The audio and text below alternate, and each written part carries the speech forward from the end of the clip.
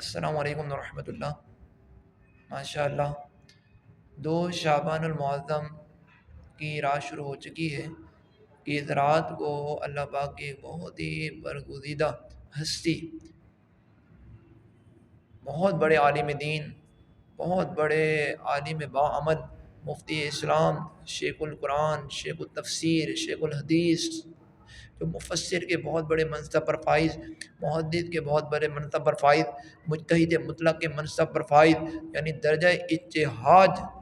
بہت ہی بڑا ایک عالم دین کا، یعنی امت محمدی علیہ الصلاۃ والسلام میں جو عالم کا درجہ جو ہوتا ہے، جو سب سے بڑا عالم کہلاتا ہے، وہ مجتہد کہلاتا ہے۔ تو آپ کو یہ مقام و مرتبہ حاصل، اور آپ تابعی بھی ہیں، اور آپ کے متعلق بعض احادیث شریف میں بشارت بھی آئی ہیں اشارتاً، اسی طرح صراحتاً بھی موجود ہیں۔ اور آپ رحمۃ اللہ تعالیٰ علیہ کا علمی مقام دیکھیں تو جدا، عملی عمل دیکھیں تو ایسا، زہد و تقویٰ دیکھیں تو مثال نہیں ملتی۔ اسی طرح آپ رحمۃ اللہ تعالیٰ علیہ کی کرامت اللہ اللہ، اور اسی طرح آپ رحمۃ اللہ تعالیٰ علیہ کا علم و عقل، یعنی آپ کی عقل اور دانش مندی، آپ کی فہم و فراست، آپ کی سمجھداری، اور آپ کے دین فہمی، دین کو سمجھنے کی جو صلاحیت اللہ تعالیٰ نے آپ کو عطا فرمائی تھی، وہ ایسی تھی کہ کتابوں میں لکھا ہے کہ اگر آپ کی عقل ایک جگہ رکھ دی جائے اور ایک جگہ پورے روئے زمین کے لوگوں کی عقل، یاد رہے کہ انبیاء علیہ الصلوۃ والسلام اور صحابہ اکرام اور جو مخصوص حضرات ہیں ان کے علاوہ ہی کی بات کی جا رہی ہے، تو تمام عام مخلوق کی عقل کے سامنے آپ کی عقل سب پر غالب آ جائے، یعنی اللہ تعالیٰ نے آپ کو اتنی عالی شان عقل اور فہم اور دانش مندی عطا فرمائی تھی۔ اللہ تعالیٰ ہمیں ان مبارک ہستی کا صدقہ نصیب فرمائے، فیضان نصیب فرمائے۔ تو میں بات کر رہا ہوں حضرت امام اعظم ابو حنیفہ نعمان بن ثابت رضی اللہ رحمۃ اللہ علیہ۔ آپ نے تقریباً 70 صحابہ اکرام سے اکتساب فیض کیا۔ آپ کے اساتذہ اکرام کی تعداد دیکھیں تو تقریباً 4000 کے قریب آپ کے اساتذہ اکرام کی تعداد ہے۔ اسی طرح آپ کا جو معمولات روز و شب ہے کہ آپ فجر کی نماز سے تدریس کا سلسلہ فرماتے، دین اسلام کی تعلیمات کو سکھانے کا سلسلہ فرماتے، تو آپ کے تقریباً رات تک یہ سلسلہ ہوتا، پھر رات کے بعد آپ کا یہ درمیان میں مختصر سا آرام ہوتا، مختصر سا کھانا تناول کرنا ہوتا، اس کے بعد پھر آپ رات میں دوبارہ مشغول عبادت ہو جاتے، اور پوری رات آپ نوافل میں ایک ختم قرآن فرماتے۔ یہ آپ کی مبارک شان ہے کہ 40 سے 45 سال تک آپ نے عشاء کے وضو سے فجر کی نماز ادا کی، یعنی مسلسل عبادت میں مشغول رہے۔ اور اسی طرح آپ نے تقریباً 55 حج کیے، اور جب آخری حج کرا زندگی کا تو آپ نے بیت اللہ کے سامنے حاضر ہوئے، آپ کے لیے کعبہ شریف کا دروازہ کھلوایا گیا، آپ اندر داخل ہوئے، اور 2 رکعتوں کے اندر آپ نے خانہ کعبہ کے اندر پورا قرآن شریف ختم کیا، اور جب ختم ہوا تو اندر سے کعبے کے کناروں سے آواز آئی کہ تم نے ہماری معرفت کا حق ادا کر دیا، جس طرح معرفت حاصل کرنے کا حق تھا۔ تو بہرحال آپ رحمۃ اللہ تعالیٰ علیہ نے اللہ تعالیٰ کی معرفت رکھنے والے، اللہ تعالیٰ کا خوف رکھنے والے، علم دین کی بحر بے کنار، یعنی بہت ہی زیادہ علم دین کی سمجھ رکھنے والے۔ اسی طرح آپ کو کئی لاکھ احادیث یاد تھیں کہ جو روایت میں آتا ہے اس طرح واقعات میں آتا ہے کہ آپ نے اپنے بیٹے کو جاتے ہوئے نصیحت کی، حماد رحمۃ اللہ علیہ، کہ اے بیٹا میں تمہیں 5 لاکھ احادیث میں سے 5 احادیث کی تلقین کرتا ہوں کہ اگر تم نے ان 5 احادیث پر عمل کیا تو گویا کہ تم نے 5 لاکھ احادیث پر عمل کیا۔ تو یہ وہی کہہ سکتے ہیں یہ جملہ کہ جو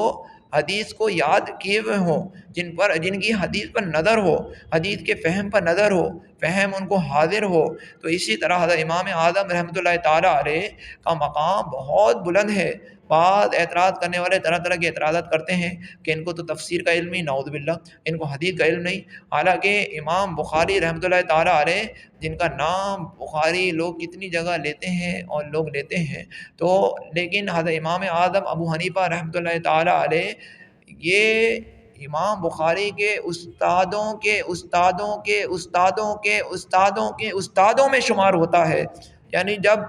ایک امام بخاری کا اتنا بڑا مقام ہے تو ان کے استادوں کے استادوں کے استاد کا عالم کیا ہوگا۔ تو حضرت امام اعظم ابو حنیفہ رحمۃ اللہ تعالیٰ علیہ کا مقام بہت بلند ہے۔ اللہ تعالیٰ ہمیں ان کا ادب و احترام کرنے کی توفیق عطا فرمائے، ان کا جب بھی ذکر ہو اچھے انداز میں لینے کی توفیق عطا فرمائے۔ ان سے بغض و کینہ حسد رکھنے والے لوگوں کی شر سے، سایوں سے بھی اللہ تعالیٰ ہماری حفاظت فرمائے۔ حضرت امام اعظم حنیفہ رحمۃ اللہ تعالیٰ نے اپنی پوری زندگی زہد و تقویٰ، علم دین کی اشاعت، دین اسلام کی اشاعت اور اللہ تعالیٰ کی فرما برداری پر لوگوں کو ابھارنے کے لیے آپ نے بہت مجاہدہ کیا، بہت جد و جہد کی، یہاں تک کہ آپ کے شاگردوں میں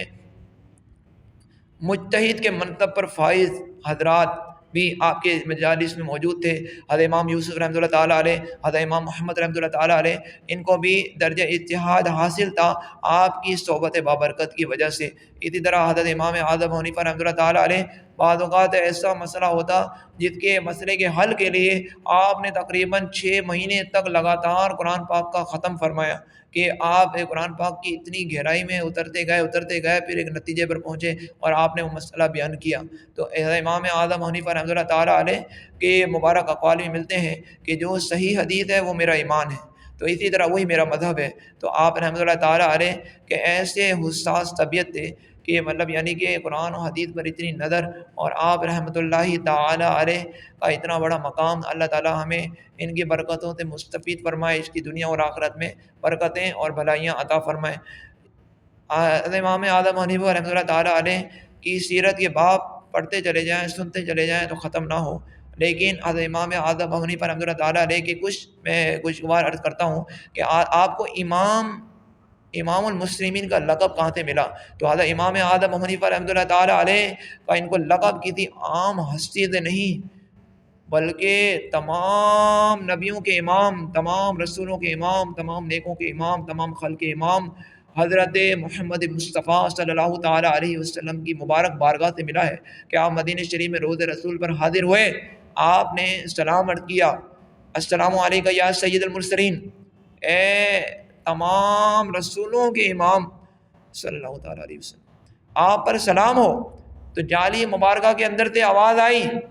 کہ اے یا امام المسلمین، وعلیکم السلام یا امام المسلمین،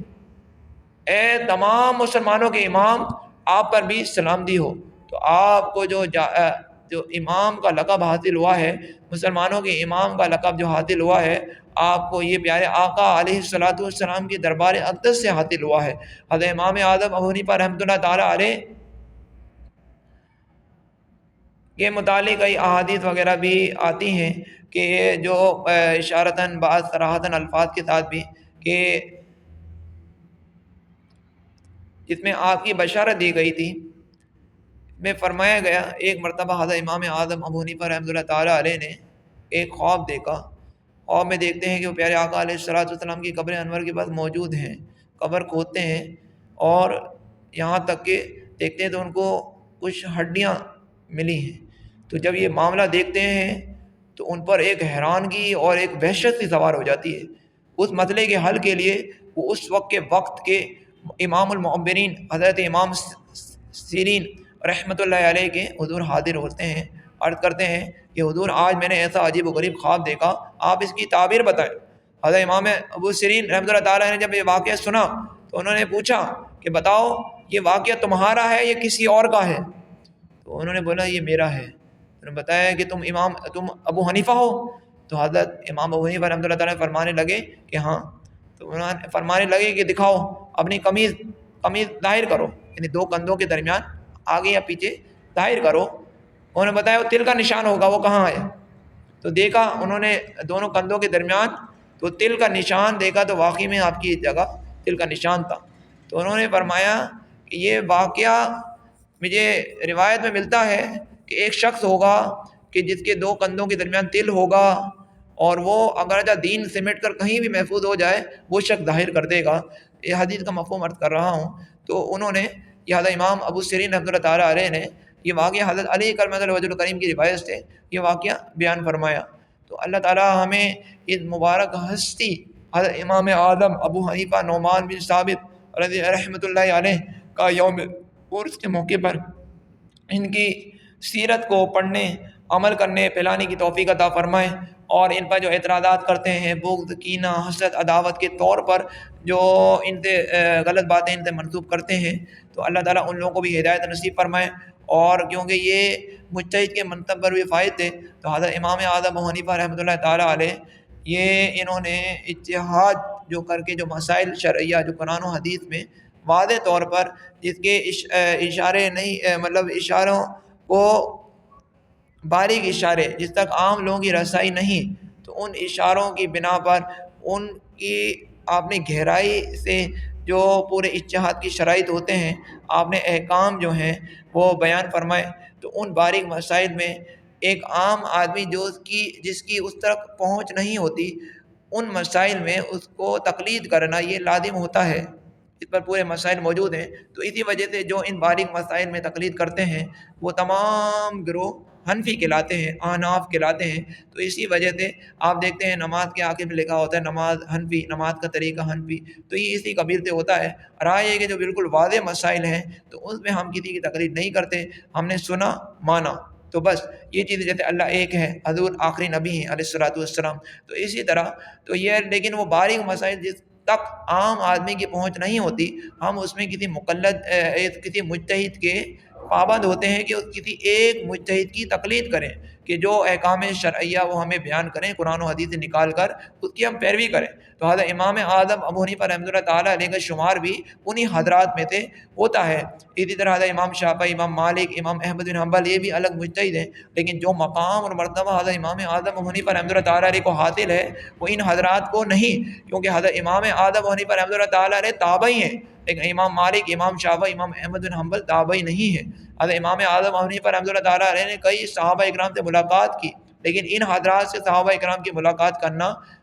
میرے پڑھنے میں نہیں ہوا۔ اللہ تعالیٰ حضرت امام اعظم ابو حنیفہ رحمۃ اللہ تعالیٰ علیہ کا ذکر خیر کرنا قبول و مقبول فرمائے، اس کی دنیا اور آخرت میں برکتیں اور بھلائیاں عطا فرمائے۔ یہ میں نے بھی تغیر قلیل کے ساتھ یہ واقعہ جو بیان کیا کہ دین سمٹ جائے اور پھر ظاہر ہو جائے، دو کندھوں کے درمیان تل کا واقعہ، یہ مناقب امام اعظم حضرت مفتی فیض احمد عبدی صاحب کی کتاب ہے، اس میں یہ انہوں نے واقعہ تحریر فرمائے ہیں۔ اللہ تعالیٰ ہمیں اور آپ کو دنیا اور آخرت کی برکتیں اور بھلائیاں عطا فرمائیں، اور اتنے بڑے امام حضرت امام اعظم ابو حنیفہ رحمۃ اللہ تعالیٰ علیہ کا یوم عرس مناتے ہوئے ان کو کچھ اشارے ثواب کرنے کی بھی توفیق نصیب فرمائیں، ان کے سیرت کے ابواب کو پڑھ کر عمل کر پھیلانے کی توفیق عطا فرمائے، اس کی دنیا اور آخرت میں برکتیں اور بھلائیاں عطا فرمائیں۔ السلام علیکم ورحمۃ اللہ وبرکاتہ۔